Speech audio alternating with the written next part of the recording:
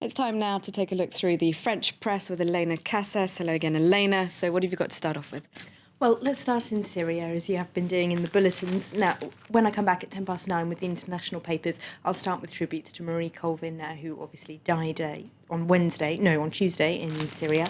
But let's start with Liberation's special reporter who was in Syria with her and was with her in the press camp in Homs just shortly before her death, who is writing in here of the journalists who were lost and also of how the Syrians living in Homs are living through this horrendous a siege, effectively, that they're under. He talks inside about walking with women from the village for 14 kilometres and crawling through mud and freezing rain just to try and get basic food supplies to their families in the town because Homs has really been closed off in terms of food supplies. There's no electricity, so people are dying of cold, he says. And in that editorial, the paper says that while it might seem silly that we're focusing so much on the deaths of 2 Western journalists when, of course, thousands of Syrians have died, it's important to notice that Bashar al-Assad's army is deliberately concentrating, it seems to be, on Western journalists. It was deliberately firing on the press camp in Homs, according to their correspondent there.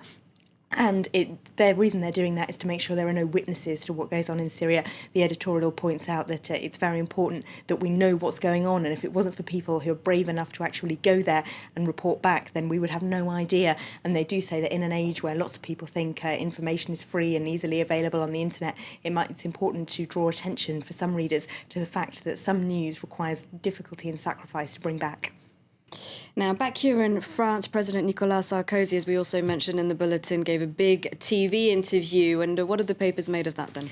Well, Le Figaro is thrilled. Their candidate is back on the up, they reckon. Sarkozy and Hollande, the gap is closing, is their headline. They've got a poll on that front page which has President Sarkozy on 27% of first-round voting intentions and Hollande only 1% ahead on 28%. So, a couple of weeks ago we were talking about nearly a 10% gap. So he does seem to be clawing things back since he announced he's officially joining the campaign. Now, Le Figaro says he's managing to get the debate onto the topics he wants to talk about: competitivity, unemployment, immigration, that kind of thing. And he also, though, was apologising yesterday, they point out. He apologised during that TV interview for some of the things that made him known as the bling-bling president, like that dinner in one of Paris's most expensive restaurants last election night.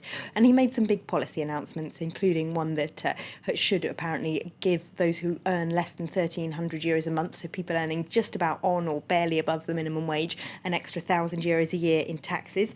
Les Echos, the business paper, is focusing, though, on his apology in their editorial today. They ask whether it's really a good idea when he's trying to stop himself being painted as president of the rich by announcing these measures that are meant to appeal to the working classes, whether it's a good idea in this context for him to draw attention onto the things that made him known as the bling-bling president, which of course didn't go down with voters at the time and probably won't now either. Now, one man that many thought would be taking part in this upcoming election in France is Dominique Strauss-Kahn, and there's been obviously a series of sex scandals, and the latest one, he was questioned, but he's been released from custody. Yes, but as Le Parisien's front page puts it, after the custody, the judge, that's because they reckon he's now going to be charged and will find himself facing a judge on the charges that he was part of this prostitution ring based around the Hotel Carlton in Lille. He has, of course, admitted taking part in orgies with women involved in that ring, but his line that he gave to police is that he didn't know they were prostitutes and that he had no idea how those rings were organised. So there's also corruption charges that he could be facing to do with whether or not public money was spent on those prostitutes. He says he had no idea how they were financed and so, can't be accused of that. But they reckon he might soon be charged. They do also point out in Libération that the US justice system hasn't finished with him either. Remember, his accuser there, Nafissatou Diallo, has started a civil case against him, which the first hearing, Libération reports, will be on the 15th of March. And of course, he could still be found guilty there because the burden of proof is lower than it would be in a criminal case. So the jury there just has to decide that it's more likely than not that he did assault her. Now, moving on to L'Humanité, it's got a special report on France's youth.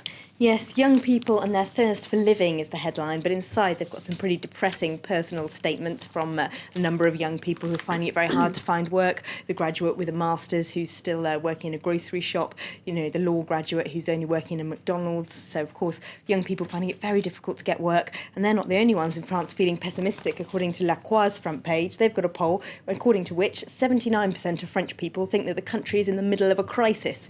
But they do, to balance this, interview a couple of foreign expats diplomats living in France, a Greek and an American, an English person inside the paper, who say that actually French people still benefit from a lot of labour rights they wouldn't have in their home countries and from a decent standard of living. So maybe the French are exaggerating what crisis they're in. Maybe they are. All right. Thank you very much, Elena, for running us through the French papers.